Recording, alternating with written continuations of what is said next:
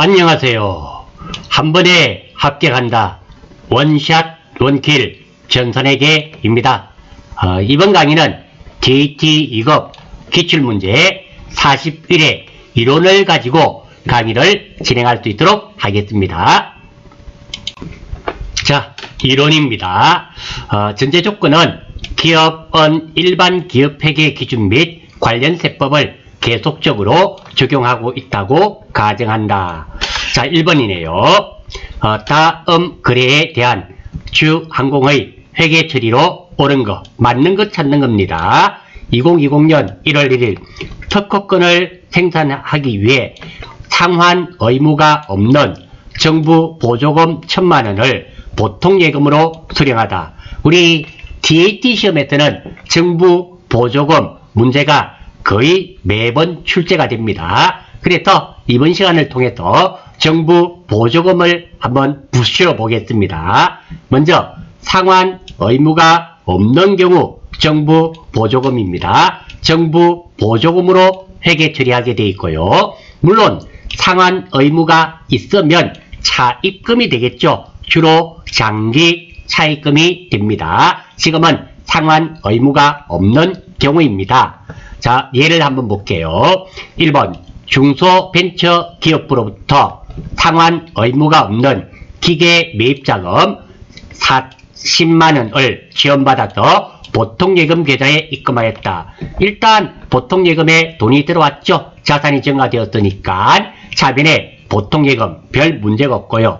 이 상대 계정이 정부 보조금 40만원이 되는데요. 이 정부 보조금은 보통예금에서 차감의 계정입니다. 참고로 보통예금 계정가부 코드가 103번이죠.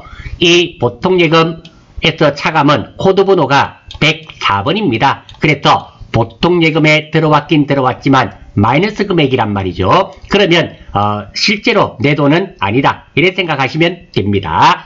이렇게 정부 보조금을 받았을 때 회계 처리고요. 두 번째, 이 정부 보조금을 가지고 기계 매입을 하겠죠. 두 번째입니다. 기계장치 120만원에 매입하고 대금은 보통예금 계좌에서 이체하다. 단 보통예금 계좌에는 정부 보조금 40만원이 있다. 여기에 40만원이 있었죠. 됐습니다. 자, 일단 기계장치 얼마짜리 구입했습니까? 120만원입니다. 따라서 차변에 기계장치 120만원 별 문제 없습니다. 돈은 뭘로 지급했나요? 보통예금 120만원 별 문제가 없습니다. 그런데 여기서 우리가 추가로 해줘야 되는 작업이 있습니다. 자, 보통예금에서 차감되는 이 금액 40만원 있죠? 이게 이제 사용이 되었기 때문에 상계 처리되어야 되겠죠? 없어지게 됩니다. 그리고 두 번째, 이 기계장치 120만 안에는 내 가치는 80만원 밖에 없죠? 없습니다. 40만원은 정부 보조금이지 않습니까? 그래서 정부 보조금 40만원을 해주는데요. 이 내용은 이번에는 기계장치에서 차감해 줘야 되겠죠? 기계장치 차감 계정입니다. 그러면 기계장치에서 40만원을 빼니까 내 순수한 장부가액은 얼마가 되겠다? 80만원이 될 겁니다. 자, 이렇게 되고요. 결산하는 방법도 보겠습니다. 자, 결산일 기계장치 내용연수 5년 잔존가액 0에 대해서 정액법입니다. 그러면 1년에 감가상각되는 금액은 얼마일까요? 120만원이었죠. 나누기 얼마? 5를 하게 됩니다. 그러면 24만원이 됩니다. 따라서 대변부터 하겠어요. 감가상각 누계 24만원 별 문제 없죠. 그런데 차변을 한번 잘 보십시오. 차변에 보시면 감가상각비 기계장치 16만원 그리고 정부보조금 8만원 각각 이렇게 따로 해줘야 된단 말입니다. 자, 한번 볼게요. 자, 기계장치 정부보조금 얼마였습니까? 차감이 40만원 아닙니까? 잠정가액이 0이었으니까 나누기 5만 8만원입니다. 이렇게 깎아 들어가겠단 말입니다. 깎아 들어가게 되고 기계장치는 순수한 거 내 거 얼마였습니까? 80만원이었습니다. 80만원 나누기 5하면 16만원이 됩니다. 그래서 이 두 개 금액을 더하니까 24만원. 그래서 결산할 때 핵심적인 말은 제가 하고 싶은 말은 이 말입니다. 차변입니다. 대변 감가상각 무계획은 다 구하실 수 있고요. 차변에 이렇게 기계장치 따로 정부 보조금 따로 해줘야 됩니다. 그렇게 함으로써 이 정부 보조금이 감가상각을 통해서 1년에 8만원씩 몇 년 동안 5년 동안 상계 처리가 되겠죠. 그래서 정부 보조금이 사라지게 되는 것입니다. 자, 이 자체가 실기 시험으로도 충분히 출제되고 우리 DAT 시험에는 기출문제 한번 살펴보십시오. 매번 출제되고 있습니다. 꼭 좀 익혀주십사 하는 바람으로 제가 정리를 해두었습니다. 자, 문제 한번 보겠습니다. 지금 상환 의무가 없는 정부 보조금 1,000만원을 가지고 특허권을 취득했네요. 따라서 일단 차변은 특허권이 돼야 되겠죠. 특허권 이렇게 될 것이며, 보통 예금으로 수령했네요. 죄송합니다. 특허권 산 게 아니라 특허권을 구입하기 위해서 정부 보조금을 받았네요. 그러면 차변에는 보통 예금이 되어야 되겠죠. 그러면 될 수 있는 것은 2번밖에 없네요. 특허권을 구입한 게 아닙니다. 2번밖에 될 수 없고, 대변은 정부 보조금이 되겠죠. 보통 예금에서 차감하는 게 됩니다. 정답은 몇 번이 되겠다? 2번이 되겠네요. 요거 크게 문제 없죠. 3번 부분 한번 볼까요? 3번은 이렇게 정부 보조금을 받아서 이제 실제로 특허권을 구입했을 때 1,000만원 보통 예금에서 1,000만원 나가고, 그리고 정부 보조금 보통 예금에서 차감, 그리고 특허권에서 차감 이렇게 되겠죠. 이렇게 된다는 거. 3번은 실제로 특허권을 취득했을 때의 분개가 되겠네요. 아무튼 지금은 정부 보조금을 받는 부분이기 때문에 1번이 정답이 되겠습니다. 참고로 이번에 이론 문제가 좀 애매하다 그럴까요? 그런 게 조금은 있었습니다. 자, 2번 한번 보겠습니다. 2번 다음 중 무형 자산에 대한 설명으로 옳지 않은 것은, 틀린 것은 한번 보겠습니다. 유형자산은 생략하고요. 무형자산. 자, 무형자산 한번 보겠습니다. 내부적으로 창출한 영업권은 무형자산으로 인식하지 않습니다. 즉 무형자산이 아니란 말입니다. 어떤 무형자산만 무형자산인가? 돈을 지급하고 구입한 영업권만 무형자산으로 인식한다. 그리고 무형자산의 최대 상각기간은 20년을 초과할 수 없습니다. 그리고 무형자산의 상각 후 잠정가치는 0원으로 하고요. 그리고 무형자산의 상각방법은 합리적이고 체계적인 방법이 있다면 해당 방법을 선택하고, 만약에 합리적이고 체계적인 방법이 없다면 정액법을 사용하게 되어 있습니다.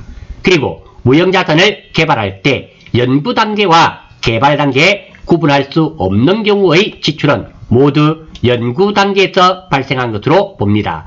연구 단계에서 발생한 거로 봤단 말은 경상연구개발비 있죠? 여러분들이 알고 계시는 경상연구개발비 비용으로 하겠다, 이런 의미가 됩니다. 자, 이 내용을 알고 내용을 한번 보겠습니다. 틀린 거 찾는 거네요. 내부적으로 창출한 영업권은 원가를 신뢰성 있게 측정할 수 있고 미래 경제적 효익을 창출할 수 있다면 자산으로 인식할 수 있다. 아니죠. 내부적으로 창출한 영업권은 무형자산으로 인식하지 않는다 그랬습니다. 따라서 1번이 틀려서 정답은 1번입니다. 2번, 무형자산의 상각기간은 독점적 배타적인 권리를 부여하고 있는 관계법령이나 계약에 정해진 경우를 제외하고는 20년을 초과할 수 없다 그랬습니다. 예, 맞습니다. 다른 종류의 무형자산이나 다른 자산과 교환으로 무형자산을 취득하는 경우에는 무형자산의 원가를 교환으로 제공한 자산의 공정가치로 측정한다. 즉 시가로 측정한다. 자, 우리 교환 이기종 서로 다른 자산과의 교환은 공정가치로 측정하고 있습니다. 예, 맞는 겁니다. 우리가 교환 중에서도 동일 자산을 교환하는 것이 있고, 그리고 서로 다른 자산을 교환하는 게 있는데요.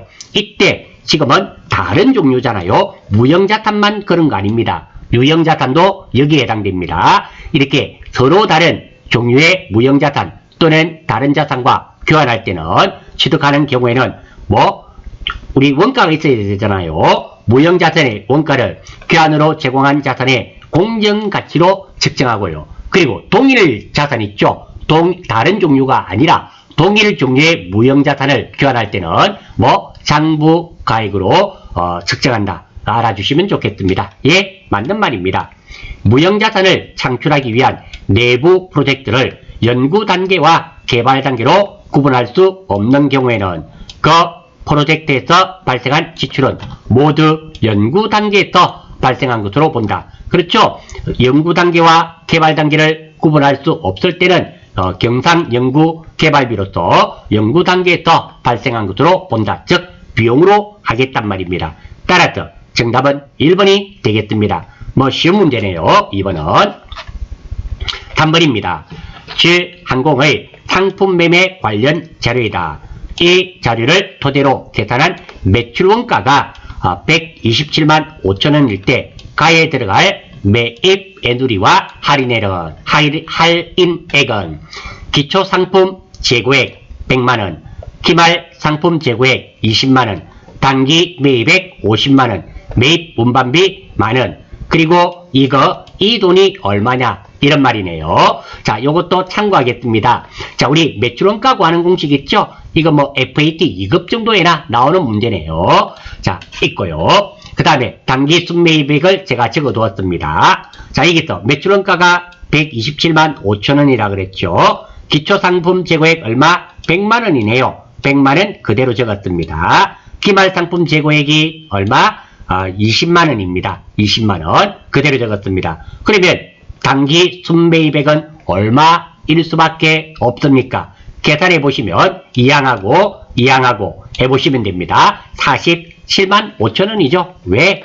요거 127만 5천원에서 넘어가면 마이너스 되지 않습니까? 그럼 27만 5천원이 남고요. 마이너스가 넘어가면 플러스 되죠. 그러니까 47만 5천원입니다. 다음, 그러면 단기 순매입액 47만 5천원은 단기 매입액 마이너스 매입 환출 마이너스 매입 할인 및 애누리가 되는데요. 이 중에서 단기 매입액입니다. 50만원인데요. 매입 운반비는 살포 팔다. 살 때는 포함시키고 팔 때는 따로 적죠. 따라서 플러스 해야 되겠죠. 그래서 단기 매입액이 51만원. 매입 환출은 없었죠. 그래서 0원. 그러면 이거는 얼마일까요? 당연하죠. 이거 넘어가면 됩니다. 넘어가면은 마이너스 3만 5천원. 그러니까 마이너스니까 플러스 되고 금액은 얼마가 된다? 3만 5천원. 정답은 4번이 되겠네요. 자, 우리 DAT 시험 치시면서 이런 문제 나오면 정말 반갑고 고맙다라고 생각하셔야 됩니다. 왜? 아주 기본적인 문제이기 때문입니다. 자, 4번입니다. 제항공의 기말 재고자산 관련 자료이다. 이를 토대로 재고자산 평가 손실과 재고자산 감모 손실을 계산하면 얼마인가?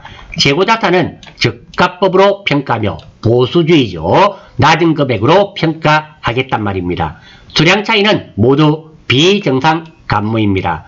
자, 한번 볼게요. 상품의 장부상 재고 수량은 1000개, 1000개가 있는데요. 창고에 보관 중인 상품의 실제 재고 수량은 몇 개? 980개, 20개가 줄어들었네요. 비정상 감모입니다. 영업의 비용으로서 이것은 재고자산 감모 손실로 회계 처리해야 되겠죠. 그리고 상품의 단위당 취득원가는 1000원인데 시가가 하락했네요. 시가는 950원. 저가법이니까 어떤 걸 채택한다? 950원을 채택하면 됩니다. 자, 아래쪽에 한번 보겠습니다. 저가법부터 한번 볼게요. 시가가 원가 이하로 하락할 경우 취득원가와 시가를 비교하여 낮은 가액으로 표시하는 방법입니다. 그래서 낮은 금액을 선택한다고 저가법이라 그래요. 장부 금액 이하로 하락한 손실을 재고자산 평가 손실이라는 계정 과목으로 처리하며, 그리고 이것은 저가법을 채택했을 때 매출원가에 가산하게 되어 있습니다. 그리고 재고자산의 차감 계정인 재고자산 평가 중단금으로 회계 처리합니다. 자, 예를 한번 볼게요. 자, 시가가 100원이었는데 자, 내가 취득원가가 100원이었는데 시가가 80원이었습니다. 즉가법을 채택하게 되면 얼마가 됩니까? 80원. 그러니까 얼마를 평가 절하가 되었나요? 20원. 그것이 뭐? 재고자산 평가손실 20원. 이것은 매출원가에 가산하게 되어 있고요. 이 상대 계정이 뭐? 재고자산 평가 중단금 20원. 이 재고자산 평가 중단금은 재고자산 차감 계정입니다. 재고자산에서 뺀다는 의미가 되겠죠. 두 번째입니다. 재고자산 감모손실입니다. 즉가법은 충분히 이해되시죠? 즉가법. 두 번째, 재고자산이 보관 중 파산, 도난 등의 이유로 장부상 기록된 수량보다 실제 재고 수량이 부족한 경우 발생하는 손실을 의미하게 되는데요. 정상 감모도 있고 비정상 감모가 있는데요. 정상 감모는 원가에 가산하게 되어 있습니다. 비정상 감모 손실은 재고자산 감모 손실 영업 외 비용으로 처리하게 되어 있죠. 그리고 감모의 핵심적인 것은 뭐? 개수가 부족한 겁니다. 감모, 감자가 뺄감자, 모자가 털모자. 그래서 코딱지만큼 없어지는 손실을 말하는 겁니다. 그리고 비정상 감모 손실은 매출 원가와 기말 상품 재고액에 전혀 영향이 없습니다. 당연히 그럴 수밖에 없죠. 왜? 비정상 감모는 영업의 비용으로서 비용 처리가 되어버리니까 전혀 영향을 미치지 않습니다. 자, 이 내용을 좀 익혀주시고 요 중에서 즉가법 처리하는 거, 요 정도는 아마 자주 보시는 게 아닐 겁니다. 하지만 우리가 DT 정도 치시려면 이 정도 익히시려고 노력은 해 주셔야 됩니다. 자, 그래서 한번 보겠습니다. 재고자산 평가손실 보겠습니다. 취득원가 얼마였습니까? 1000원. 시가가 얼마였습니까? 950원. 빼면 얼마가 됩니까? 50원이죠. 50원이 되는데 기말 실제 재고 수량이 얼마였습니까? 980개. 요거 두 개를 곱해버리면 49,000원이 되는 겁니다. 평가손실은 49,000원. 그리고 감모 손실입니다. 감모는 몇 개가 발생했습니까? 20개였죠. 뭐 재고자산 장부상 재고수량 전개해서 기말 재고수량이 얼마? 980개입니다. 그러면 20개가 됩니다. 그리고 취득원가는 얼마였습니까? 1000원입니다. 이거 980원 곱하면 안 됩니다. 취득원가를 곱해줘야 됩니다. 그게 얼마가 된다? 2만원이 되겠죠. 따라서 정답은 몇 번? 2번이 될 수밖에 없습니다. 재고자산 평가손실은 뭐? 49,000원. 재고자산 감모손실은 2만원이 되겠죠. 이거는 평가손실을 잘 모른다 하더라도 감모는 우리 자주 보는 거기 때문에 뭐 20개 떨어졌네, 없어졌네, 그러면 1000원이니까 2만원. 뭐 충분히 이걸로 맞추실 수도 있다. 이렇게 생각합니다. 다음 5번입니다.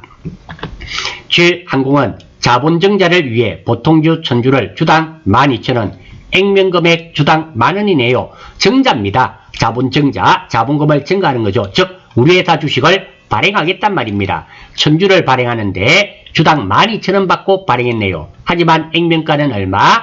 만원이죠. 우리 회사 주식을 발행하면 무조건 대변에 자본금이 증가되죠. 이 자본금은 액면가 곱하기 발행 주식수가 됩니다. 따라서 지금은 할증 발행했네요. 왜? 만원짜리를 12,000원에 발행했으니까. 발행하고 주금이란 말은 주식 대금은 현금으로 납입받았다.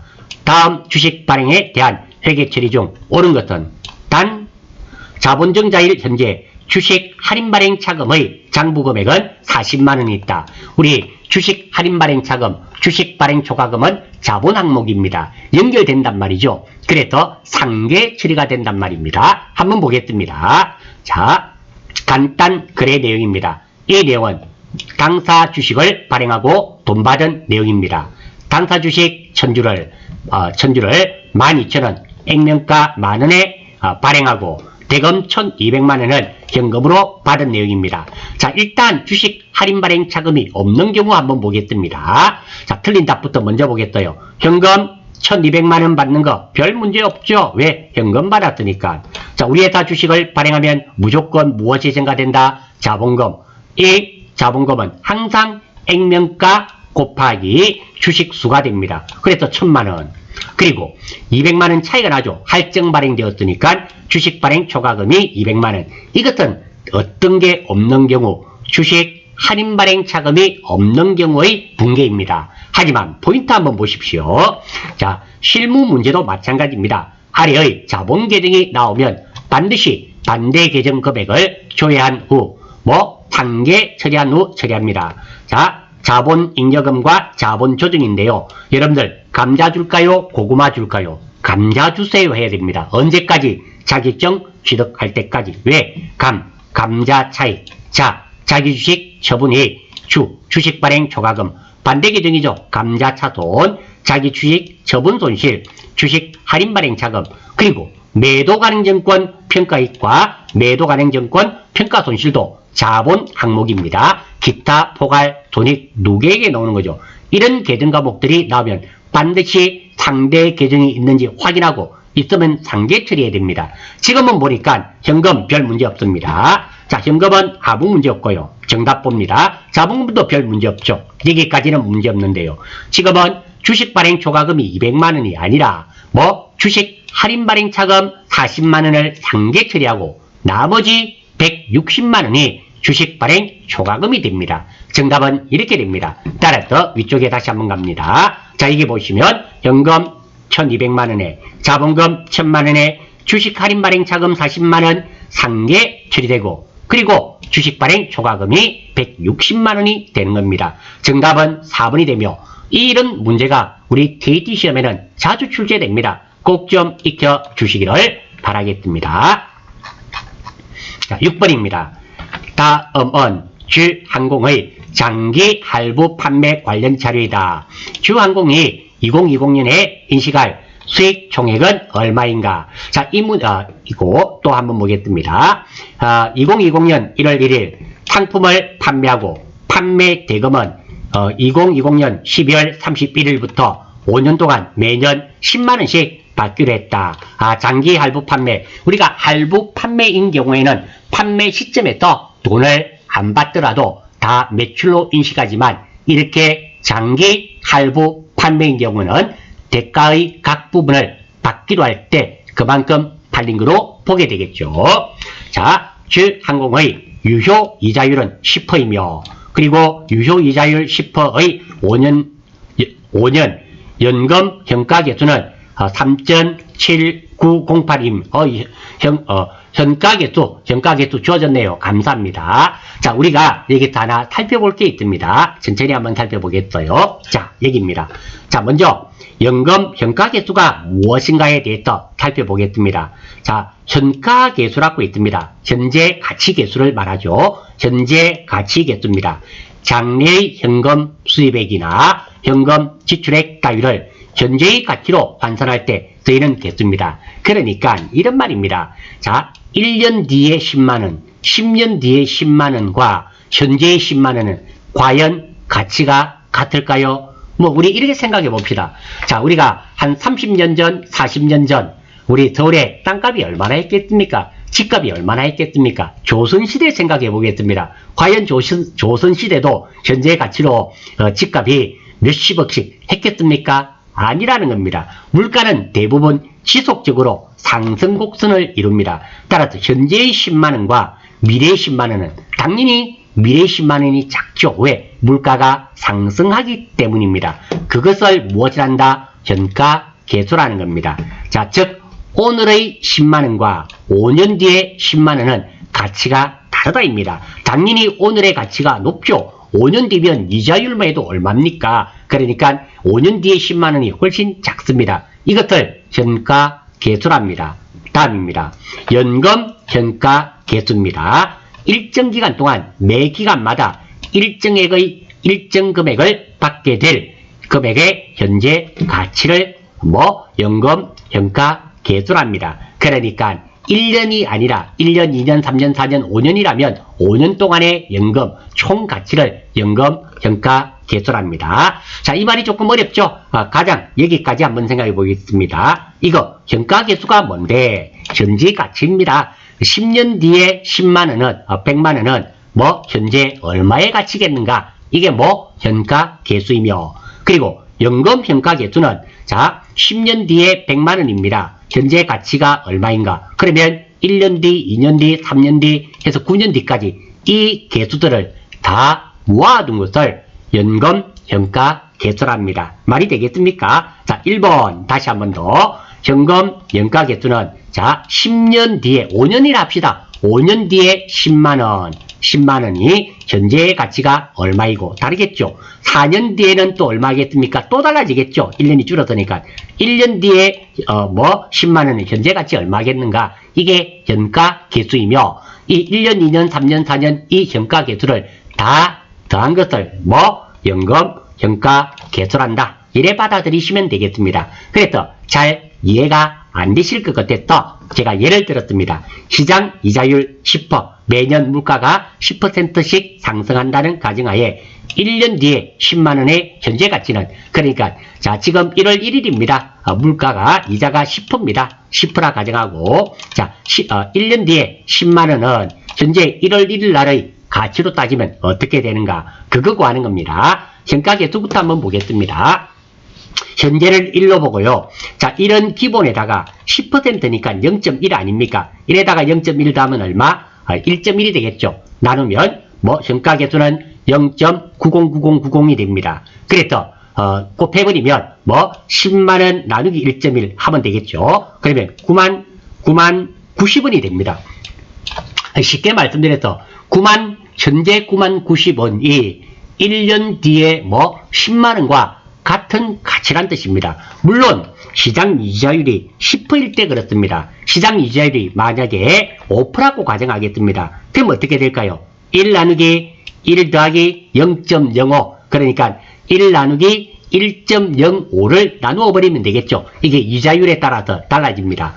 2년 뒤의 현가 개수는 1 나누기 1.10%일 때 1.1 곱하기 1.1입니다. 즉 1.1의 제곱입니다. 계산을 하면 이렇게 되고요. 요거는 제가 계산기로 계산해 두었습니다.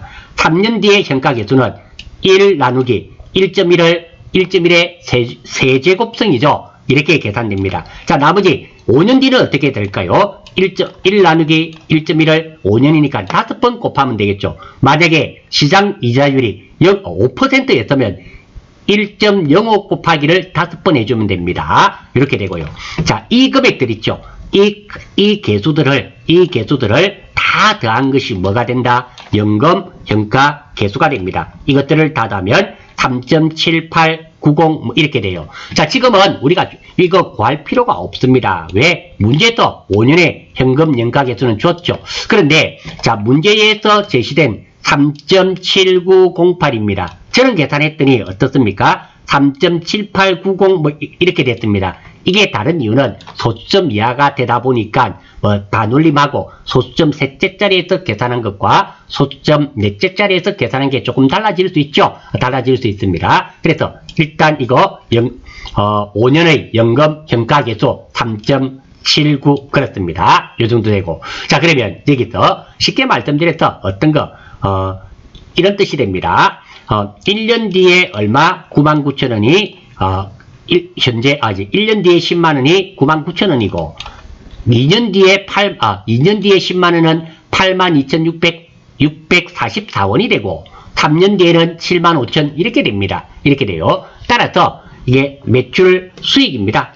총 수익은 상품 매출액입니다. 상품 매출에는 매년 10만원씩 받는데 이 연금 현가 개수가 3.7908이었잖아요. 곱해주면 됩니다. 그러면 실제로는 어떻게 50만원을 5년 동안 분할해서 이자율이 10%일 때 받는다면 현재 받으면 얼마가 된다? 37만 9천원 정도 되겠네요. 대충 봤을 때 그렇습니다. 요 정도 37만원 9천원 약 38만원이네요. 이렇게 지금 38만원 받는 거나 매년 5년 동안 10만원씩 나누어 받는 거나 똑같다는 뜻입니다. 왜? 가치가 지금 가치와 나중에 가치가 떨어지겠죠? 나중에 가치가 떨어집니다. 그래서 그렇고. 다음, 이 동안에 또 이자를 받지 않습니까? 이자 5년 동안 이자 수익을 받습니다. 자, 이자 수익인데 이 상품 매출액이 얼마? 요게 37만 얼마였잖아요. 요 돈의 몇 퍼 이자가 10%였습니다. 10% 곱해버리면 이 돈 두 개를 더하면 41만 6,988원이 됩니다. 자, 일단 이 문제에서는 연금 현가계수인데요. 현가계수를 먼저 아시고 이 현가계수를 다 모은 것을 연금 현가계수란다는 거 알아주시고, 현가계수는 현재의 10만원과 1년 뒤에 10만원, 2년 뒤에 10만원은 다르다. 이거 알아주시면 됩니다. 그러니까 1년 뒤에 10만원은 현재 가치로 얼마겠는가? 그거 계산하는 게 현가계수가 되며, 이 현가계수를 다 더한 것이 뭐가 된다? 연금 현가계수가 됩니다. 그래서 상품 매출액은 10만원씩 받는데 현가계수가 연금 현가계수가 3.9708로 주어졌기 때문에 이만큼 매출액이 되고요. 그리고 이자도 받지 않습니까? 수익이니까 매출액에다가 이자 수익도 있었죠. 이자도 받습니다. 37만 9,080원에서 10%만큼의 이자를 받지 않습니까? 요 금액 두 개 더한 것이 매출 총 수익액이 됩니다. 조금 어려운 문제죠. 그래서 정답은 2번이 되겠습니다.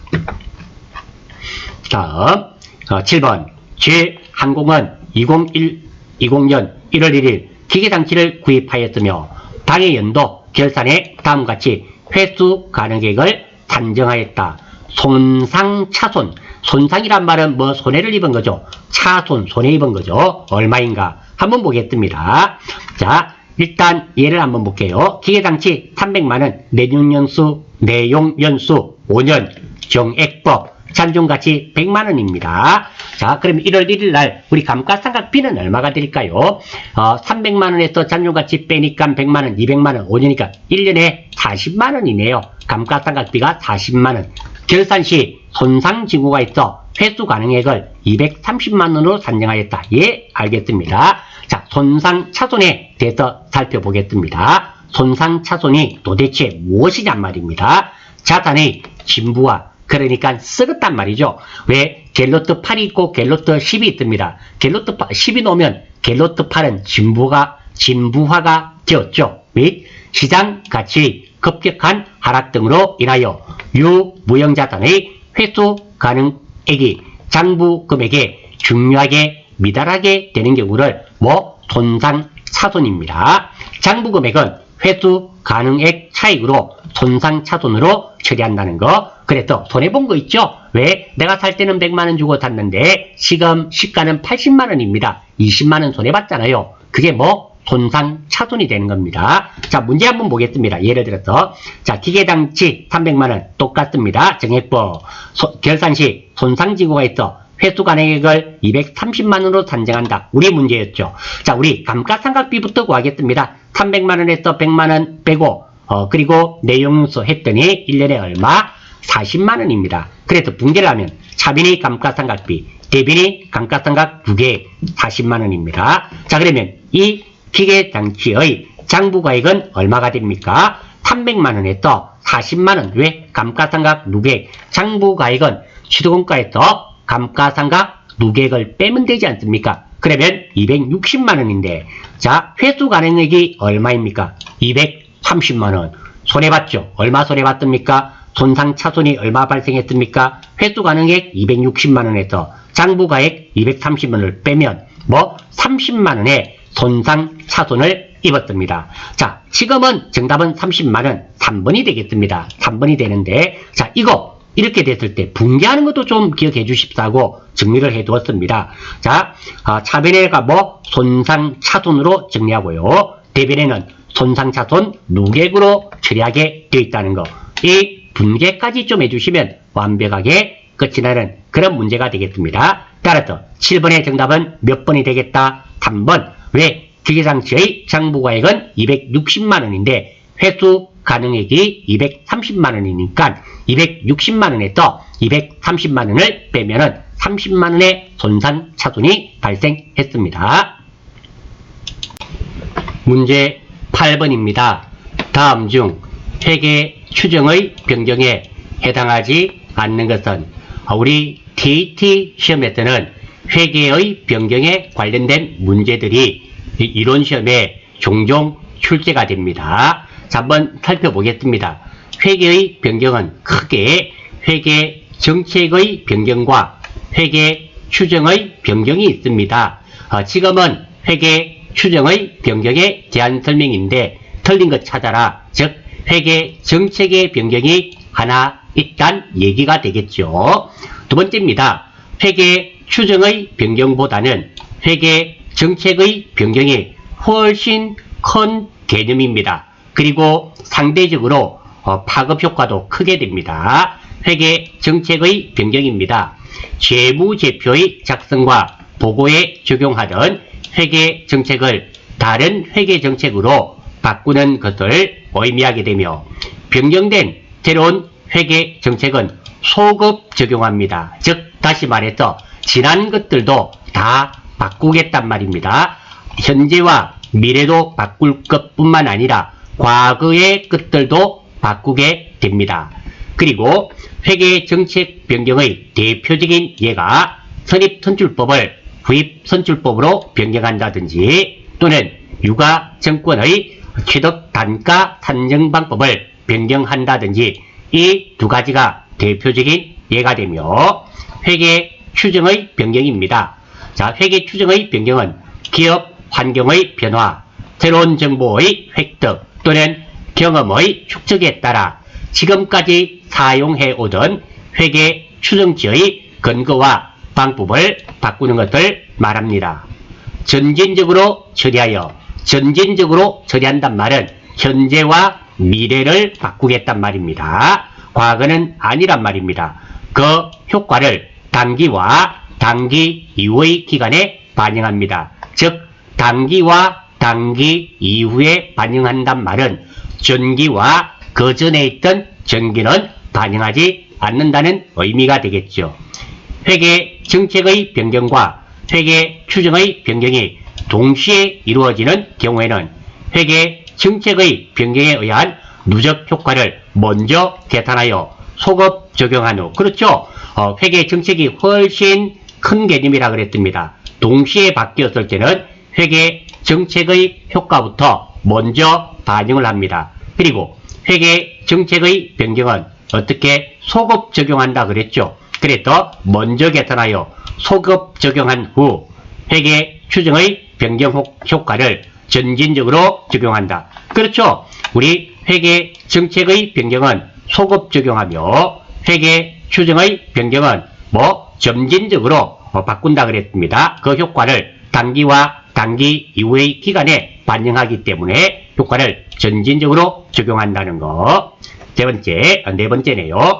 회계 정책의 변경 효과와 회계 추정의 변경 효과로 구분이 불가능한 경우에는 이를 회계 추정 변경으로 본다는 거. 자, 이 예제들이 시험에 잘 출제되는 내용들입니다. 꼭 좀 익혀주시기를 바랍니다. 회계 추정의 변경으로는 대손 추정률 변경, 내용연수 변경, 감가상각방법 변경, 재고자산의 진부화 등이 있습니다. 그래서 이거 4개가 가장 대표적인 게 되겠죠. 자, 이 내용을 안다는 가정하에 문제를 살펴보겠습니다. 첫 번째, 차량 운반구의 내용 연수를 5년에서 7년으로 변경했네요. 내용 연수 변경, 회계 추정의 변경에 해당됩니다. 비품의 감가상각 방법이네요. 감가상각 방법을 정률법에서 정액법으로 변경하였다. 이것도 역시 회계 추정의 변경에 해당되죠. 기계장치의 잔존가치를 10만원에서 20만원으로 변경하였다. 이것도 역시 재고자산이 진부화라든지 자산의 가치를 재평가하는 부분이 되겠습니다. 그래서 회계 추정의 변경에 해당되고요. 재고자산 원가 흐름의 가정을 부입선출법에서 선입선출법으로 변경하였다. 자, 4번은 회계 정책의 변경에 해당되겠죠. 선입선출법에서 부입선출법으로 변경한다든지 역도성립하죠. 부입선출에서 선입선출로 바꾸는 것 해당됩니다. 따라서 정답은 4번이 되며 8번은 이 회계 변경인데요. 이 내용을 좀 익혀주시기를 바라며 우리가 TT 시험에 합격하기 위해서 이런 문제도 반드시 최소 10개에서 12개는 맞추셔야 됩니다. 이게 재미가 없다 이런 개념이 아니지 않습니까? 우리는 반드시 자격증을 취득해야만 하는 사람입니다. 어렵고 힘들고 한다 하더라도 무조건 견뎌내셔야만 되겠습니다. 그리고 2020년 부가세 변경된 부가세 내용입니다. 자, 한번 살펴보겠습니다. 자, 먼저 면세 농산물 의제 매입세 공제 특례 적용 기간이 사실은 이게 19년까지였죠. 19년까지였는데 2년간 연장이 되었습니다. 개인 공제율입니다. 음식점 개인 4억 원 이하가 109분의 9입니다. 우리가 일반 음식점 개인은 108분의 8이지 않습니까? 그런데 공제율이 4억 원 이하는 109분의 9로 더 많이 해주겠단 말입니다. 언제까지? 2021년까지입니다. 그리고 과세 유형장소는 102분의 1라는 거. 그리고 대손세액 공제 적용 범위가 확대되었습니다. 왜? 우리가 부도 발생일로부터 6개월 이상 5년 이내였었는데요. 2020년에 확대가 되었습니다. 10년 이내로 5년이 아니라 10년이라는 거. 그리고 수정신고 시 과소가산세 감면율 조정 및 세분화. 그리고 기한 후 신고 시 무신고 가산세 감면율 조정 및 세분화. 자, 이 내용들은 꼭 좀 익혀주시기를 바랍니다. 아마 여러분들 시험 치시면 이 변경된 부가세 관련된 게, 가산세 관련된 게 충분히 출제될 수 있기 때문에 제가 정리를 한번 해 두었습니다. 9번입니다. 자, 다음 중 부가가치세 과세 거래에 대해 잘못 설명한 사람은? 자, 이것도 한번 보겠습니다. 재화 공급의 특례, 간주 공급입니다. 그러니까 공급, 팔기는 팔았는데 간주했다 치고 실제로 재화를 팔고 돈을 받는 것이 아니라 팔았다 치고 부가세는 납부하는 것이 간주 공급이 됩니다. 가장 대표적인 게 자가 공급, 그리고 개인적인 공급, 사업상 증여, 폐업할 때 남아있는 재화, 이런 것들이 재화의 간주 공급에 들어갔죠. 특히 폐업할 때 남아있는 재화는 내가 폐업하는 날, 당일날 내가 내한테 팔았다 치고 부가세는 납부해야 됩니다. 왜? 우리가 구입을 하면서 매입세액을 공제를 받았지 않습니까? 두 번째입니다. 자, 아래쪽에 있는 내용은 재화의 간주 공급 예외입니다. 간주 공급에 해당이 되면 재화의 공급으로 보고 부가세를 납부하지만 간주 공급의 예외란 말은 이거는 재화의 공급으로 보지 않겠다. 즉 부가세 납부하지 않는다. 이런 말입니다. 자가 공급에 해당하지 않는 경우, 자가 공급은 부가세를 납부해야 되는데요. 이 경우는 자가 공급으로 보지 않겠단 말입니다. 부가세 내지 않는단 말입니다. 자기의 다른 사업장에서 자재 등으로 사용, 소비하기 위하여 반출하는 경우, 자기 사업장의 기술 개발을 위하여 사용, 소비하는 경우, 수선비 등의 대체하여 사용, 소비하는 경우, 광고 선전을 위한 상품 진열 등의 목적으로 자기의 다른 사업장으로 반출하는 경우는 자가 공급에 해당하지 않는다. 즉 팔린 거로 보지 않는다. 재화의 공급으로 보지 않는단 말입니다. 개인적 공급에 해당하지 않는 경우 실비 변상적 목적으로 사용인에게 근로자 정도가 되겠죠. 제공하는 작업복, 작업화, 작업모 등 복리 후생 목적으로 사용인에게 제공하는 직장 체육회비, 그리고 직장 연회비와 관련된 재화, 이런 것들은 개인적 공급에 해당하지 않습니다. 사업상 증여로 보지 않는 경우, 무상으로 견본품을 인도하거나 불특정 다수인에게 광고 선전물을 배포하는 것, 그리고 증여되는 재화의 대가가 주된 거래인 재화의 공급 대가에 포함되는 것, 특별 재난지역에 무상으로 공급하는 물품, 이런 것들은 재화의 공급으로 오지 않는다. 이런 말입니다. 자, 이 내용을 개괄적으로 한번 살펴보고 그리고 살펴보겠습니다. 자, 1번입니다. 사업자가 상품을 개인적인 목적으로 사용하면 부가세가 과세될 수 있어. 대부분 과세 되겠죠. 이것이 무엇이 되겠다? 개인적 공급이 되지 않습니까? 맞습니다. 두 번째, 사업자가 폐업한 후 처분하는 재화에 대해서는 부가가치세가 과세되지 않아.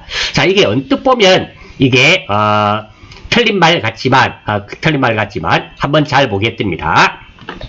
자, 사업자가 폐업한 후입니다. 우리가 폐업의 경우는 어떻게 됩니까? 폐업의 경우는 폐업하는 날, 당일날 내가 내한테 팔았다 치고 부가세를 납부하게 됩니다. 자, 납부했습니다. 이것은 폐업한 날입니다. 그런데 폐업한 후잖아요. 폐업하고 부가세 납부 처리가 다 됐습니다. 처분하는 재화에 대해서는 부가가치세가 과세되지 않습니다. 예, 수준이 맞습니다. 자, 언뜻 보면 틀린 것 같지만 우리가 기준을 잘 아셔야 됩니다.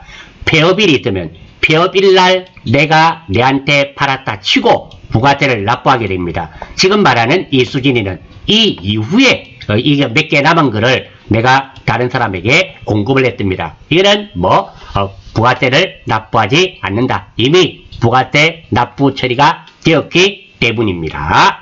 3번, 사업자가 무상으로 숙박용역을 공급하는 경우에는 부가가치세가 과세될 수 있어 무상으로 공급하는 거죠. 이런 경우는 부가세가 과세되지 않습니다. 재화의 공급으로 보지 않는단 말입니다. 그래서 정답은 3번 전민이가 틀렸습니다. 자, 다시 한번 보겠습니다. 사업상 증류로 보지 않는 경우 무상으로 견본품을 인도하거나 불특정 다수인에게 광고 선전물을 배포하는 거, 이런 거, 또는 특별 재난 지역에 무상으로 공급하는 물품, 이런 것들은 재화의 공급으로 보지 않는단 말입니다. 다음입니다. 사업자가 사업용 자산으로 조세를 물납하는 경우에는 부가가치세가 과세되지 않는다. 그렇죠. 세금을 대신해서 물건으로 납부하는 것은 이때 납부된 물건은 과세 대상이 아니다. 이런 의미가 됩니다. 따라서 정답은 3번이 되겠습니다. 10번, 다음 중 부가가치세법상 영세율에 대한 설명으로 옳은 거, 맞는 거 찾는 거네요. 한번 보겠습니다. 자, 영세와 면세가 있는데요. 영세의 목적은 국가 간 이중과세 금지의 원칙입니다. 그리고 수출을 지원하는 목적이 있죠. 어떻게 되는가 하면 영세율은 소비주국 과세의 원칙이죠. 그래서 소비되는 나라에서 부가세를 징수하게 되기 때문에 수출하는 재화에 대해서는 영세율을 지원합니다. 면세는 역진성 완화입니다. 역진성이란 말이 언뜻 들으면 활동적이고 참 좋은 말 같지만요, 이게 나쁜 말입니다. 어떻게 되는가 하면 세금은 수입이 많은 사람에게 세금을 많이 거두어야 됩니다. 세율도 지금 소득세를 보시면 수입이 많은 사람이 세금을 많이 내게끔 세율이 되어 있습니다. 그런데 면세는 많이 벌든 작게 벌든 우리나라 부가세는 10%죠. 똑같이 부과가 된단 말입니다. 즉 다시 말해서 예를 들어서 내가 월급이 100만원입니다. 100만원 벌어들인 사람이 부가세 10% 내면은 10만원을 내야 되지만 1000만원 버는 사람은 1000만원 버는 사람이 100만원에 대해서 세금은 얼마? 부가세는 10만원을 냅니다. 똑같이 낸다는 얘기가 되겠죠. 100만원에 10만원은 10%를 차지하지만 1000만원에 10만원은 1%밖에 차지하지 않습니다. 그래서 이 부가세 같은 경우는 좀 소득이 작은 사람에게 더 많은 부담이 됩니다. 그래서 면세를 하면 이 부가세를 없애줌으로써 수입이 작은 사람에게 부가세 부담이 경감되도록 하는 게 되는 겁니다. 그리고 면세 정도입니다. 영세율은 완전 면세고요. 면세는 불완전 면세입니다. 영세율은 어떤 거냐면 팔고 부가세를 받지 않지만 매입하면서 내었던 부가세를 돌려받습니다. 즉 매입세 공제가 된단 말입니다. 그래서 완전한 면세가 되지만 면세는 아닙니다. 불완전 면세입니다. 자, 팔면서는 부가세를 받지만 구입하면서 납부했던 부가세는 매입액은 공제를 못 받습니다. 그래서 절반만 면세죠. 그래서 불완전 면세라는 표현을 쓰고요. 다음 과세 대상 여부입니다. 영세율은 포함이 되고요. 면세는 당연히 제외가 됩니다. 사업자 여부는 영세율은 부가가치세법상 사업자에 해당이 되지만 면세 사업자는 부가가치세법상 사업자가 아닙니다. 왜? 부가세를 징수하지 않죠. 부가세를 받지 않기 때문에 면세니까 부가세가 없는 거지 않습니까? 그래서 부가가치세법상 사업자가 아닙니다. 여기서 제가 잘못 설명했네요. 팔면서는 부가세 안 받고 똑같죠. 영세율도 팔면서 0의 세율이니까 부가세 안 받지만 영세율은 매입세 공제를 해주지만 면세는 매입세 공제를 해주지 않기 때문에 불완전 면세였습니다. 이행 여부입니다. 부가가치세법상 이행 의무를 가지지만 면세는 받는 부가세가 없기 때문에 부가가치세법상 이행 의무가 불필요합니다. 자, 그리고 영세율에 대한 설명으로 맞는 걸 찾는 거네요. 영세율 적용 대상자는 부가가치세법상 제반 의무를 이행하지 않는다. 1번 틀렸죠? 면세는 제반 의무를 이행하지 않지만 영세율은 사업자이기 때문에 제반 의무를 이행해야만 합니다. 과세 표준에는 영해세율이 적용되지만, 그렇죠? 팔 때는 영해세율이 적용되지만 관련된 매입세액은 공제받을 수 있다. 예? 정답은 2번이네요. 자, 여기까지고 매입세액을 공제받을 수 없으면 뭐가 되겠다? 면세가 되겠죠? 2번은 맞는 말입니다.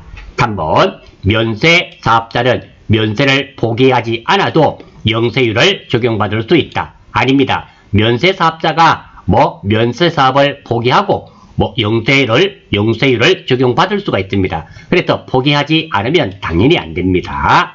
영세율은 부가가치세의 역진성, 안 좋은 말이라 그랬죠. 수입이 작은 사람이 세 부담 비율이 더 높은 것이 역진성입니다. 완화하기 위한 제도다. 영세율에 대한 말이 아니라 이것은 면세에 대한 말이 되겠죠. 그래서 10번의 정답은 2번이 되겠습니다. 11번입니다. 자, 11번이 조금 애매한 문제였어요. 다음 자료를 토대로 일반 과세자인 G한공의 2020년 1기 부가가치세 확정신고 시 매출세액을 과하면 얼마인가? 단 제시된 금액에는 부가가치세가 포함되어 있지 않다. 그러니까 이 금액의 10%를 과하면 되겠네요. 한번 보겠습니다. 가번부터. 자, 상품 매출액입니다. 애누리 100만원이 차감되지 않았네요. 우리 매출액에서 매출 환입, 매출 애누리, 매출 할인은 매출액에서 차감합니다. 따라서 2천만원치를 매출했는데 이 중에 100만원의 애누리가 있었으니까 상품 매출액은 얼마가 되겠습니까? 1,900만원이 되겠죠. 1,900만원입니다. 별 문제 없고요. 두 번째, 매출 채권은 횟수에 따른 받은 연체이자. 연체이자는 과세 표준에 해당되지 않습니다. 따라서 나번은 빼야 되고요. 자, 이자 부분을 우리가 한번 생각해 보아야 되는데요. 자, 이자라 하더라도 이렇게 받은 연체, 늦게 받음으로써 연체이자 받는 것은 과세 표준에 해당하지 않지만 할부 판매에 따른 이자 받는 거 있죠. 그거는 과세 표준에 포함시켜야 됩니다. 아무튼 가번은 1,900만원, 나번은 해당이 없습니다.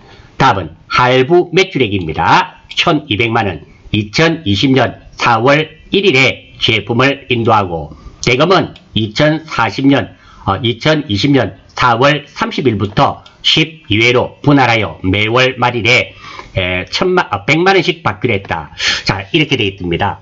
이게 할부 매출인데요. 할부 매출은 원칙적으로 매출이 발생한 시점에 매출로 인식을 해야 됩니다. 1,200만원 인식이 돼야 되고요. 그런데 이 매출액이 장기 할부 판매였더라면 대가의 각 부분을 받기로 한 때 그만큼 받은 것이 된다라는 겁니다. 자, 한번 살펴보겠습니다.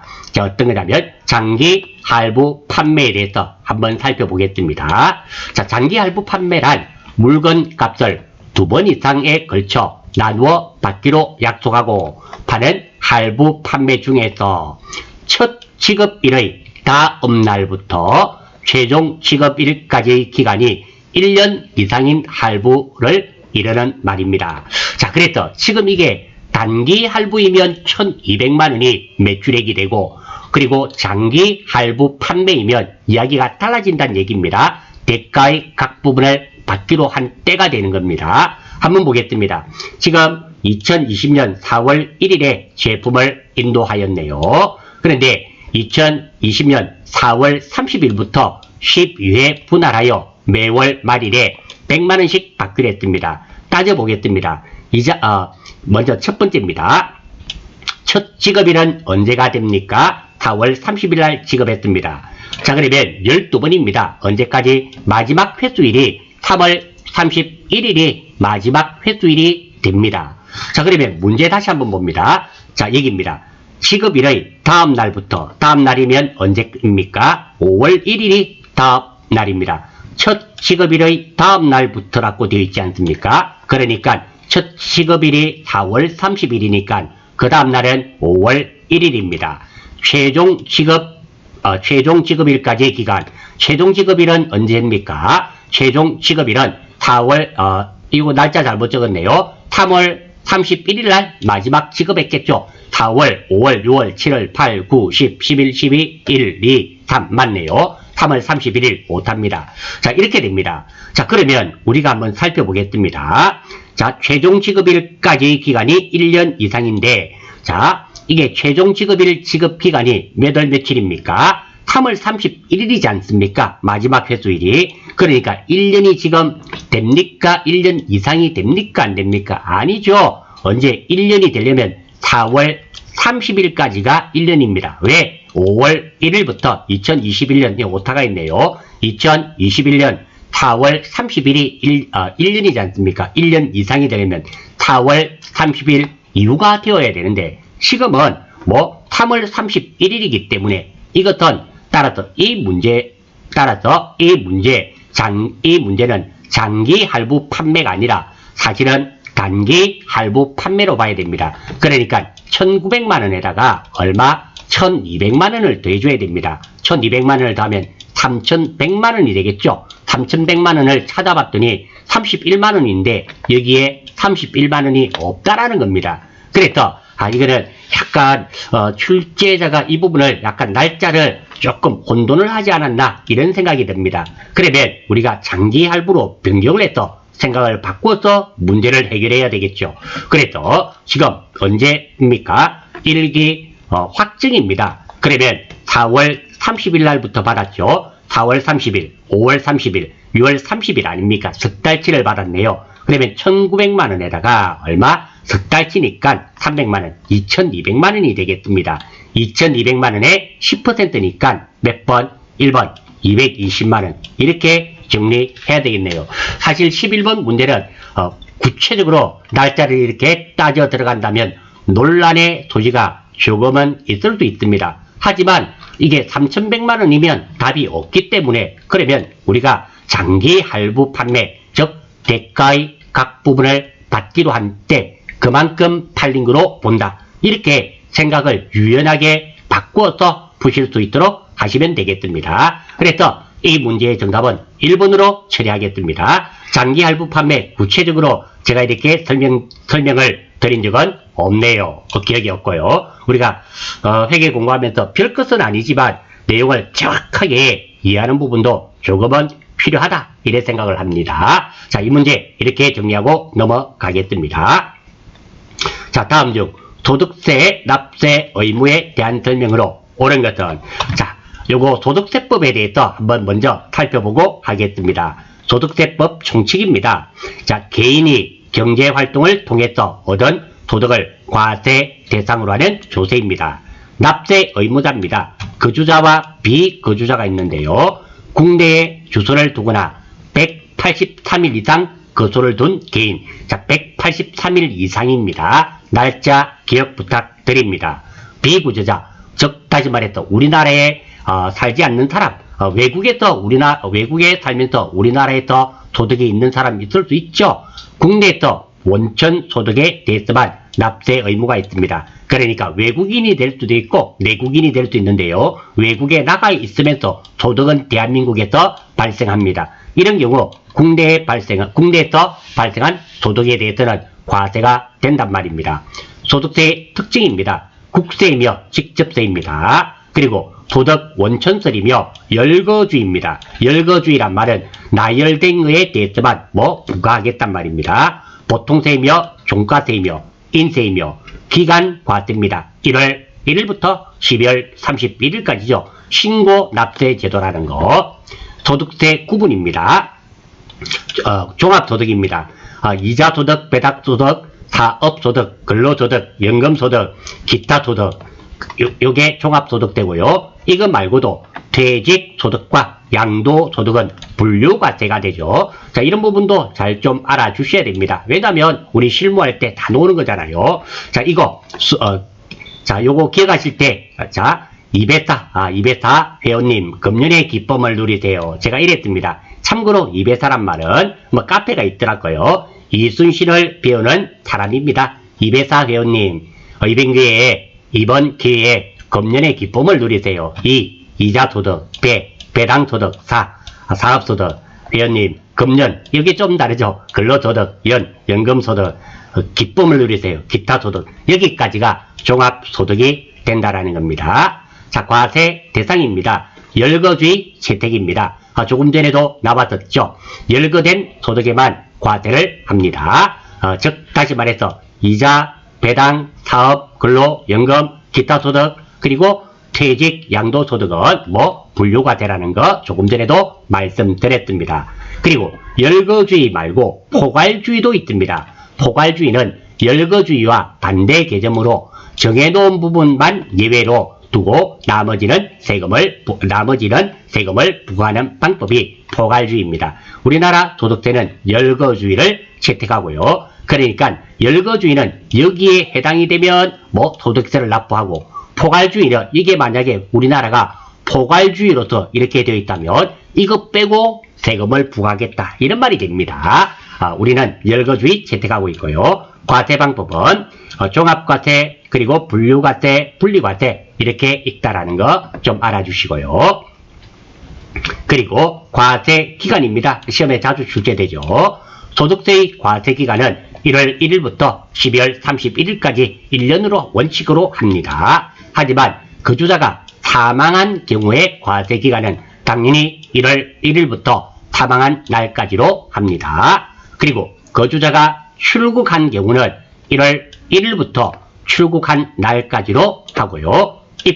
외국에서 입국한 경우는 입국일로부터 12월 31일까지로 한다는 거. 그리고 납세지입니다. 거주자는 거주자의 주소 관할 세무서이며, 주소지가 없는 경우는 거소지 살고 있는 데를 의미하며, 비거주자는 국내 사업장 소재지이며, 그리고 국내 사업장이 없는 경우에는 국내 원천 소득이 발생하는 장소를 납세지로 보는 겁니다.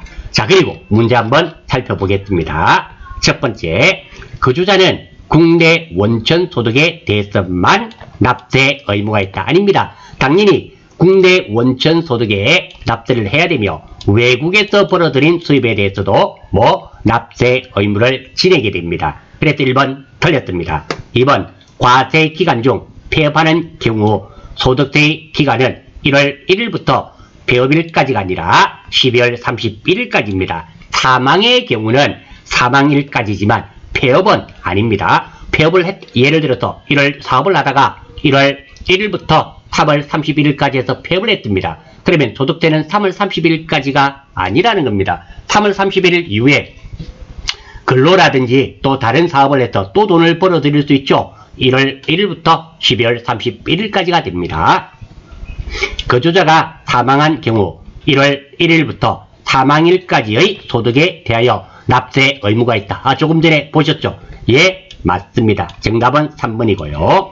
공동사업 합산 과세가 아닌 경우에도 공동사업자는 연대 납세 의무가 있다. 아닙니다. 공동사업자는 우리 원칙적으로 소득세는 개개인이 납부하게 되어 있습니다. 그래서 연대 납세 의무가 없습니다. 정답은 3번이 되겠으며, 제가 이게 정리해둔 소득세법은 소득세법 있죠. 제가 인터넷에서 국세청 홈페이지에서 소득세법을 찾아서 시험에 잘 나오는 것들만 정리를 해 둔 겁니다. 13번입니다. 다음 중 근로소득에 대한 설명으로 옳지 않은 것은 틀린 것 찾는 거네요. 주주총회의 결의에 따라 상여로 받은 소득은 근로소득에 포함된다. 예, 1번 맞는 말입니다. 여러분들 흔히 보너스, 상여금이죠. 상여금도 우리가 그냥 상여금, 보너스로 쓰지만 정확한 명칭은 상여급여입니다. 상여급여가 되겠죠. 예, 1번 맞습니다. 두 번째, 법인세법에 따라 상여로 처분된 금액은 근로소득에 포함된다. 예, 2번도 맞는 말입니다. 3번, 출자 임원이 사택을 제공받음으로써 얻은 이익은 근로소득에 포함이 됩니다. 예, 맞습니다. 4번, 외국 기관으로부터 받는 근로소득의 경우 근로소득 공제가 적용되지 아니한다. 아닙니다. 외국 기관으로부터 받는 근로소득의 경우에도 근로소득 공제 있죠? 공제가 다 적용됩니다. 그래서 4번이 틀렸습니다. 14번, 다음 자료를 이용하여 거주자 김항공씨의 2020년 종합소득금액입니다. 금액을 계산하면 얼마인가? 단 모든 소득은 국내에서 발생한 것으로 세법 규정의 원천징수는 적법하게 이루어졌으며 실제로 발생한 경비는 확인되지 않는다. 필요경비가 있는가 봐요. 한번 볼게요. 국내은행 정기예금이자 200만원. 자, 지금 종합소득금액을 구했습니다. 자, 우리가 이자소득과 배당소득은 합산해서 2천만원이죠. 2천만원까지는 2천만원 이상이 되면 무조건 종합과세가 됩니다. 하지만 이자소득과 배당소득이 2천만원 미만일 때는, 이하일 때는 그게 되겠죠. 2천만원 미만일 때는 분리과세가 됩니다. 지금은 200만원이니까 분리과세가 유리하기 때문에, 분리과세하기 때문에 얘는 빼겠습니다. 근로소득금액 일용 근로자에 해당하지 않음. 자, 근로소득은 당연히 포함되어야 되겠죠. 산업재산권을 양도하고 받은 금품, 사업성이 없다 그러네요. 800만원. 자, 이 부분입니다. 다음번을 풀기 위해서, 자, 우리 부양가족 공제 시 소득 여부 판단 기준, 왜 이게 실무에 필요하기 때문입니다. 사업소득금액과 양도소득금액은 연간 합산이 100만원을 초과하면 부양가족 공제가 안 됩니다. 금융소득금액이죠. 금융소득금액은 두 가지가 있습니다. 이자소득과 배당소득을 합쳐서 연 2천만원을 초과하게 되면 종합과세되죠. 그러니까 역으로 말하게 되면 2천만원 이하까지는 분리과세가 됩니다. 자기가 선택하면 되겠죠. 부양가족 공제받을 때는 분리과세하는 게 유리하겠죠. 사람마다 다릅니다. 하지만 공제된다 안 된다 판단할 때는 공제받는 걸 쪽으로 하면 2천만원이 안 되면 분리과세가 유리하다. 이런 말입니다. 근로소득 금액입니다.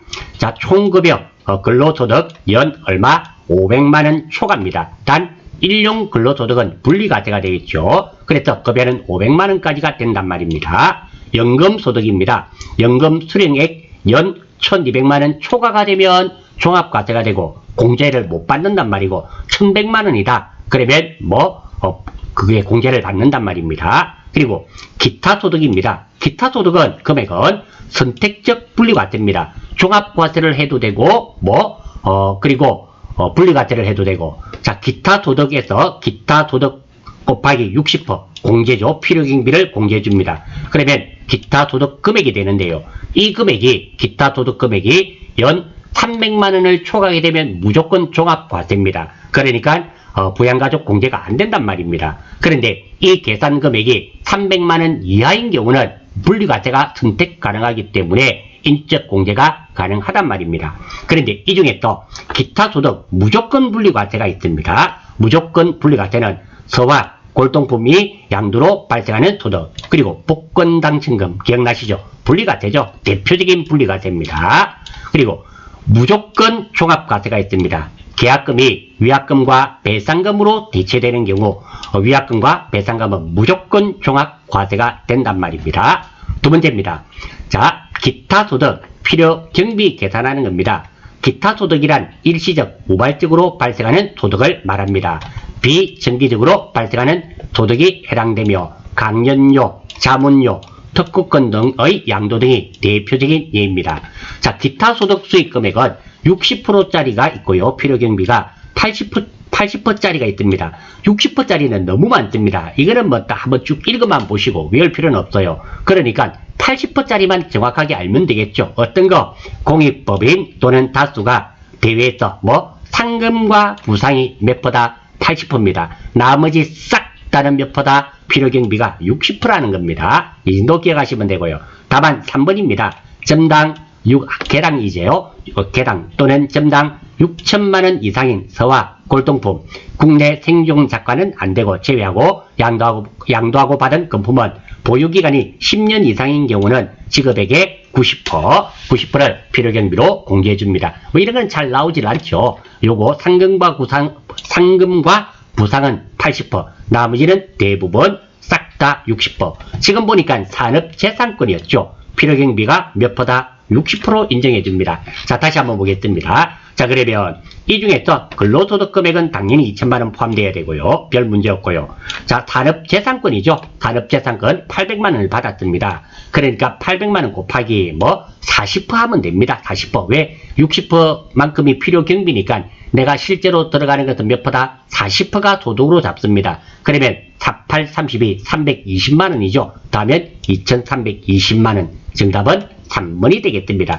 이 문제에서 두 가지가 포인트예요. 첫 번째, 자, 이자와 배당금은 2천만원 이하까지는 분리과세가 선택 가능합니다. 2천만원이 안 되니까 분리과세 선택하면 됩니다. 그리고 산업재산권은 기타 소득인데요. 필요경비가 60%짜리입니다. 그러니까 소득으로 인정되는 금액은 몇 퍼다? 40%가 되죠. 그래서 48, 32, 320만원 두 개 더했더니 2320만원이 되겠습니다. 자, 마지막 문제네요. 다음 중 소득세법상 종합소득공제에 대한 설명으로 옳은 거 찾는 거네요. 자, 요것도 먼저 한번 보겠습니다. 비과세하는 근로소득입니다. 자, 실비 변상적인 성질의 급여로서 일직료, 숙직료 또는 여비로서 실비 변상 정도의 지급액, 그리고 종업원 소유의 차량으로 반드시 명의가 뭐 종업원 소유의 명의여야 됩니다. 또는 부부 공동 명의도 됩니다. 그리고 그 차가 업무용으로 사용이 되어야 돼요. 20만원까지. 그리고 식사 또는 월 10만원 이하의 식대, 다만 식사 제공시는 과세입니다. 월 정액급여 210만원 이하로서 직전 과세 기간의 총급여액이 3천만원 이하. 자, 요거 예전에 2019년까지만 해도 2,500만원이었죠. 지금은 시급이 올랐지 않습니까? 그래서 올려줬습니다. 3천만원 이하인 생산직 근로자가 받는 초과 근로수당. 그리고 월 10만원 이내의 출산보육비. 단 만 6세 이하라는 거 알아주시고요. 이 내용은 우리가 실무하기 위해서 반드시 아셔야 되는 내용입니다. 제가 노란 거는 읽지를 않았는데요. 뭐 핵심적인 게 이거라서 그렇고요. 노란 내용들도 다 알아주셔야 됩니다. 자, 그리고 또 하나 보겠습니다. 자, 비과세하는 근로소득인데요. 여기서 자가운전 보조금 비과세 요건입니다. 왜? 내 차이어야 되고 그게 업무용에 사용이 되어야 된다 그랬죠. 상세하게 한번 보겠습니다. 직원 또는 종업원, 법인 임원 소유의 차량 됩니다. 그리고 배우자 공동명의도 가능합니다. 직원이 직접 자가 차량을 이용하여 뭐 업무를 수행해야 됩니다. 그런데 직원 출퇴근 편의를 위한 것은 비과세 아닙니다. 과세가 됩니다. 그리고 출장에 소요된 여비를 지급받지 않을 것. 자, 자가운전 보조금을 받고 또 출장비를 여비를 또 따로 받습니다. 이런 경우 지급받은 자가운전 보조금은 과세가 된단 말입니다. 오토바이도 가능합니다. 그리고 2개 이상의 근무지가 있다면 각각 월 20만원의 비과세를 받을 수 있습니다.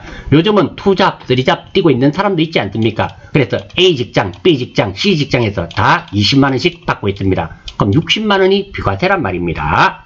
그리고 출산 보육수당 비과세 요건입니다. 이것도 상세하게 한번 보겠습니다. 자, 근로자 또는 배우자의 출산입니다.